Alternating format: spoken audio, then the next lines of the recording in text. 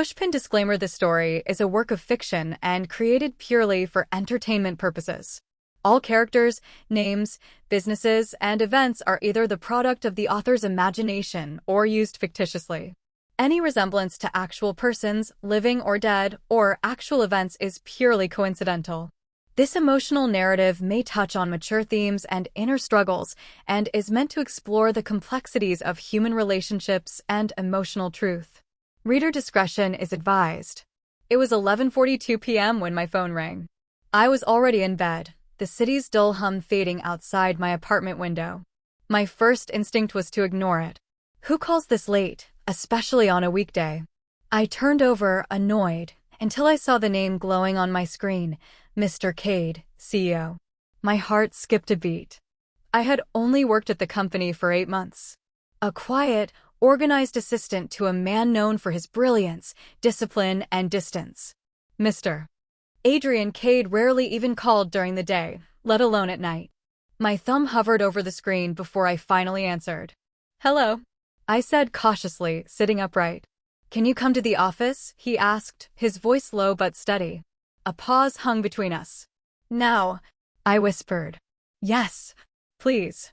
I wouldn't ask if it wasn't important. And that was it. No explanation. No urgency in his tone, just a strange calm that unsettled me even more.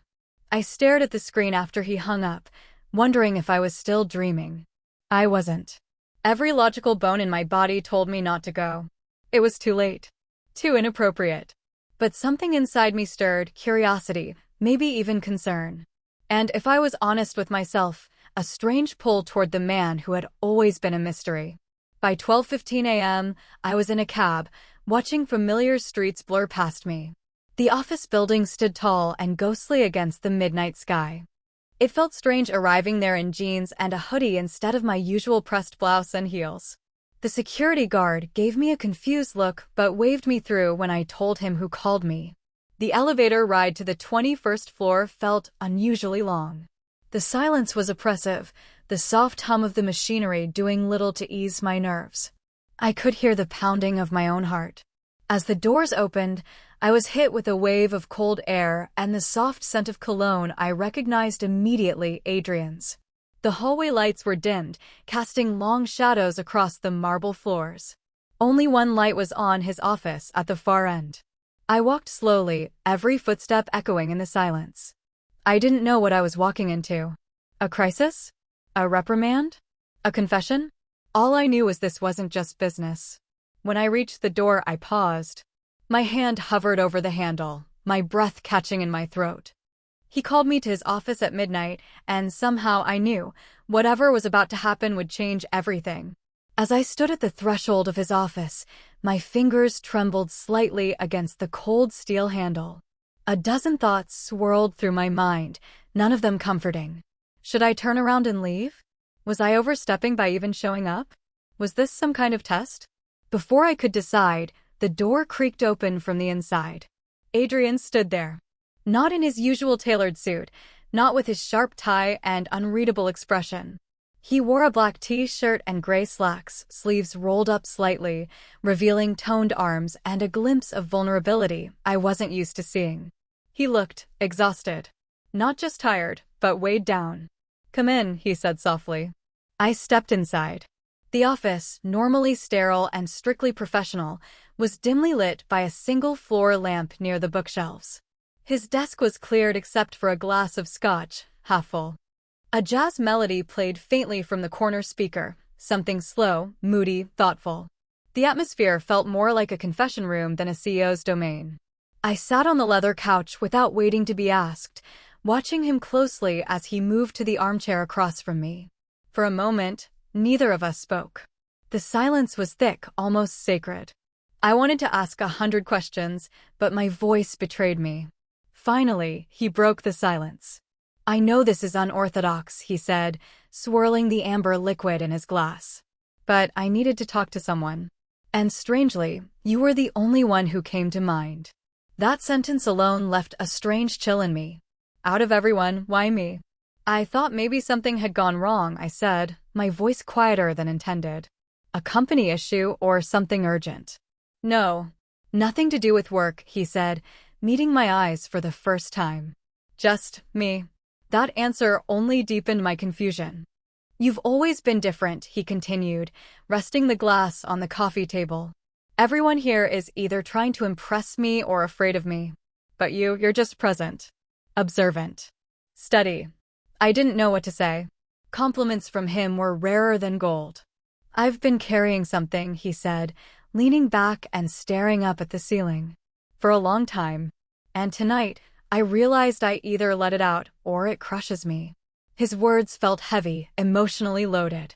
I nodded gently, urging him to continue, but my curiosity now mixed with a gnawing concern.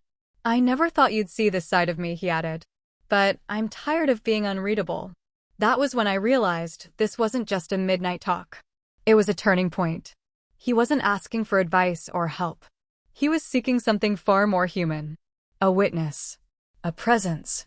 Maybe even connection. And suddenly, I wasn't just a personal assistant anymore. I was the person he chose to see him, truly see him, for the first time. The silence in the office was no longer awkward. It was thick with meaning. The air itself seemed to carry the weight of unsaid words, of hidden emotions long buried. I sat there, still, watching him, this man I'd worked beside for nearly a year, but never really known until this moment. The entire floor was empty. The building was asleep, its usual bustle reduced to a hollow stillness. No ringing phones. No clicking keyboards. Just the soft hum of the air conditioning and the occasional whisper of the jazz track playing in the background. Adrian stood up and walked to the window behind his desk. The city lights blinked below, tiny, distant stars scattered across a concrete sky. He didn't speak for a while, but I could tell something was building inside him. His posture was rigid, as though he were holding himself together by sheer force of habit. I haven't slept more than 3 hours a night in the past 2 weeks, he said, almost to himself. I tilted my head slightly, unsure whether he wanted comfort or silence. I built this company to escape my life, he continued, his voice low. Every floor, every policy, every perfectly written email, it's all a barrier. Something I created to keep people at a distance. That admission startled me. Adrian was always composed, always in control. Seeing him this raw, this open, it felt like stepping into a dream, or maybe a truth I had never expected to hear. Tonight, I finally understood, he said, turning to face me. I'm lonely. The words were simple, yet devastating. My throat tightened. He sat back down slowly, elbows on his knees, fingers interlocked. You ever feel like you're surrounded by people, but none of them see you? Like you're living behind glass? I nodded, surprised by how quickly the emotion welled up in my chest. All the time, I whispered. I think that's why I work late so often. Not because I want to impress anyone. I just don't want to go home to silence.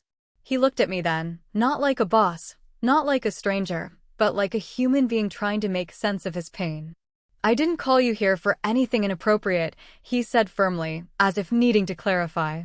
I just needed someone real. And you've always felt real to me.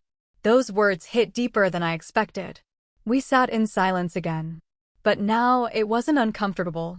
It felt like a necessary pause, two lonely souls acknowledging each other in the quietest of ways. For the first time since I joined the company, I didn't feel like I was just another face behind a desk. In that silent office at midnight, I became someone who mattered. Not to the company. Not to a project. To him.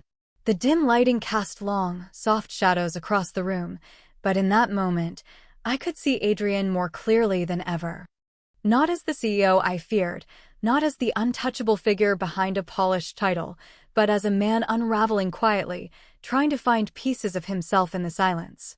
He leaned back again, the leather of the armchair creaking under his weight. For a moment, he stared at his glass like he was trying to read his own reflection in the amber. I lost someone, he said quietly. Years ago. My wife. The air thickened around us instantly. I hadn't even known he had been married. He kept his personal life sealed shut, a vault no one dared question. She wasn't just my partner, he continued, his voice softer than before. She was the only person who saw the real me. The insecure, obsessive, wounded version. Everyone else just saw the polished mask. I swallowed the lump in my throat. This man had carried grief like a shadow, and no one around him ever noticed. She left. I asked gently. He shook his head. Cancer. Stage 4. It came fast. She was gone before we could even process it. I wanted to say something, anything, but there was nothing adequate. Only presence. Only being there. After she died, he continued, I buried myself in this place. I worked 12-hour days. I built floors, departments, policies, all meant to control something. Because I couldn't control what mattered most. He paused and looked directly at me, his gaze firm but filled with something unfamiliar. Vulnerability. And then you came in, just another hire at first. But you didn't ask for anything. You didn't chase my approval. You didn't gossip or flatter. You just worked. And smiled. And saw people. I felt heat rising in my face, not from embarrassment, but from the sincerity in his voice. And somewhere along the way, he added, I started looking forward to your knock on my door. Your quiet presence in meetings. Your handwritten notes on my reports. Little things. Human things. I stared at him, stunned. I've been scared to feel anything again, he admitted. But tonight, I realized, not feeling is worse. I didn't know how to respond. Emotions clashed inside me, shock, compassion, disbelief. I came here expecting perhaps a mistake, maybe even an inappropriate encounter I'd have to navigate carefully. But what I got was a broken man holding out his heart in the safest way he could. And I called you tonight, he said, because if I didn't tell you, I think I would have lost myself completely. His voice cracked slightly at the end. And suddenly, the room didn't feel cold anymore. It felt full of grief, of truth, of emotion finally unchained. What could I say to someone who had just placed his deepest wound in my hands? So I said the only thing I could. I see you. He looked at me when I said those words, I see you. And something shifted behind his eyes. As if, for the first time in years, someone reached through all the layers he'd hidden behind and simply understood. Adrian exhaled, slowly, heavily, and leaned forward, his elbows resting on his knees again. He rubbed his palms together as if gathering the strength to go deeper. I wasn't always this guarded, he said. Before the company, before the suits and the deadlines, I used to be someone who felt everything. Too much, actually. I listened quietly, letting the moment belong to him. After she died, it felt like the world expected me to keep going. And I did. I kept going so well that people thought I was thriving. But all I did was shut down every part of myself that had ever been open. His voice was steady but strained. I turned pain into progress. Grief into goals. That line stuck with me. I was respected, he continued. Feared, even. But not known. Not loved. Not even liked. And I convinced myself that was fine. Until lately. I tilted my head, still trying to process how a man with so much power could feel so emotionally invisible. What changed lately? I asked. He hesitated. You, he said simply. Those words sat between us like a thunderclap. My heart pounded. I wasn't sure I heard him right. I know that sounds. I don't know. Inappropriate, maybe. But I don't mean it in a way that crosses boundaries. It's not about attraction, it's deeper. It's what you represent. I waited, breath caught in my throat. You remind me that I'm still human, he said. That I'm not completely lost. You walk in here and you treat me like a person, not a boss, not a symbol. And for someone like me, that's rare. I didn't know whether to feel honored or overwhelmed. All this time, I thought I was invisible. Just another cog in the corporate machine. But to him, I was the one real thing in a world of performance and pretense. And then came a moment I didn't expect. He stood up and walked to a locked drawer behind his desk. From it, he pulled out a worn, leather-bound notebook. It looked old, almost sacred. He handed it to me. She used to write in this, he said, referring to his late wife. Letters. To me, to herself, to the universe. When I'm lost, I read one. Tonight, I read one that said, when you find someone who listens the way I did, don't wait. I opened the first page and saw delicate handwriting, soft and curved like a whisper on paper. She believed people come into our lives for reasons, he said quietly. I think she would have liked you. A tear slid down my cheek before I could stop it. This night wasn't about romance. It was about healing. About two people who, despite the distance in their roles, found something undeniable in the middle of the silence. Something neither of us had expected. The room felt heavier now, not with tension, but with emotion. Unspoken things were surfacing, floating to the top like long-lost letters in a rising tide. I sat still, the leather-bound notebook resting in my lap, my fingers gently tracing the edge of a page that held someone else's love, pain, and wisdom. Her words had been meant for him, but now they echoed inside me too. Adrian moved back to his chair, this time sitting more relaxed, as if sharing that notebook had somehow freed him from something. He looked lighter. Still exhausted, still aching, but lighter. I'm sorry if all of this is too much, he said, breaking the silence. I didn't plan any of this. I didn't even know what I was going to say when I called you. I shook my head gently.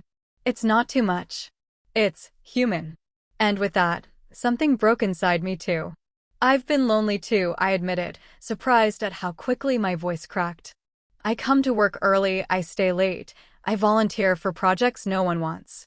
Not because I love the job, but because I don't have anything to go home to. He watched me closely now, the way someone listens when they're finally allowed to care. I thought climbing ladders would fix the emptiness, I continued, my throat tightening. But the higher I go, the more alone I feel. Like I'm succeeding at everything except being alive. A tear escaped down my cheek, and I quickly wiped it away, embarrassed. I'm sorry, I said, forcing a laugh. I didn't mean to, don't, Adrian interrupted softly. Don't apologize for feeling. There was a long pause where neither of us knew what to say, and that was okay. Sometimes, the silence says enough. I think that's what this place does to people, I whispered. It rewards what's polished and punishes what's real. He nodded slowly. That's why I stopped talking to people. I got tired of pretending. Tired of offering pieces of myself and getting nothing real in return. And suddenly, something raw and powerful passed between us, an understanding that we were both survivors of emotional starvation. The office had been our battlefield. The silence, our scars. I don't want to be numb anymore, I said, almost to myself. Adrian looked at me, eyes steady. Neither do I. There was no dramatic gesture, no sudden embrace, no romantic climax. Just two people sitting across from each other, both tired of wearing masks, both daring to be seen for once. The walls that once protected us were now between us. And in that moment, we started to let them fall. Not for something physical, but for something far more difficult. Trust. The city outside his office had grown quiet. The deep blue of night was beginning to shift into gray. Morning was coming. But inside, time felt paused, like the world had slowed just enough for two people to finally hear themselves think. Adrian leaned back, his gaze unfocused, staring at the ceiling. I sat across from him, notebook still in my lap, heart still thudding, uncertain where this night was going or what would be left of it come morning. You know, he said finally, I always thought strength meant being composed, unreadable. That if no one could see what was underneath, they couldn't use it against you. That's what we're taught, I replied. Be strong. Don't cry. Don't get attached. Don't feel too much. He looked at me with something like sadness, or maybe regret. But it's not real strength, is it? No, I said softly. It's just hiding. He nodded, eyes tired but warm. I don't want to hide anymore. Neither did I. But what did that mean for us? For this night? He stood up and walked to the window again, arms crossed, looking out over the city like he was searching for something far beyond the buildings and blinking lights. You probably think I crossed a line tonight, he said. That calling you here, opening up like this, it was selfish. I didn't answer right away. Because part of me had wondered that. Part of me had questioned his motive. But I also knew what I saw in him tonight. This wasn't manipulation. This wasn't power. This was a man finally breaking open in the quietest, realest way. I think I said, standing slowly, that if you'd tried to pretend none of this happened tomorrow, then it would have been selfish. He turned to me surprised. So what are you saying? I'm saying, what happens next is up to us. His expression changed like the weight of all his doubts and fears hung in the balance of this one moment. "I don't want this to be a midnight breakdown that gets forgotten by morning," he said. "I want to believe this could be the beginning of something better. Something honest." He took a hesitant step closer. Not threatening. Not romantic. Just a man wanting to be understood. "I'm not asking for anything from you," he added quickly. "No promises. No decisions tonight. I just want to know if you felt it too." I looked at him, truly looked at him. Not as a boss. Not even as a man. But as someone who had finally laid down his armor in front of me. And I knew my answer. I did. We stood in silence once again, not needing more words. But the truth lingered in the space between us. Something had shifted. Something had begun. The sun would rise soon. And when it did, we would both have to decide whether to return to the people we had been, or take a risk on becoming someone new. The sky had turned a soft, dusty orange by the time we walked out of the building. Dawn crept slowly over the city skyline, casting golden streaks across the tall glass windows. The world was waking up, unaware that, for two people, everything had quietly changed. Adrian walked beside me, not too close, not too far. The heavy tension of earlier had eased into something softer, more reflective. The streets were still mostly empty. Only a few early risers passed us by, joggers, delivery drivers, a mother walking her child to an early daycare. Life continued around us like nothing had happened. But everything had happened. We stopped near the curb, where my car was parked. I turned to face him, notebook still clutched gently under one arm. "I guess this is where we go back to real life," I said with a faint smile.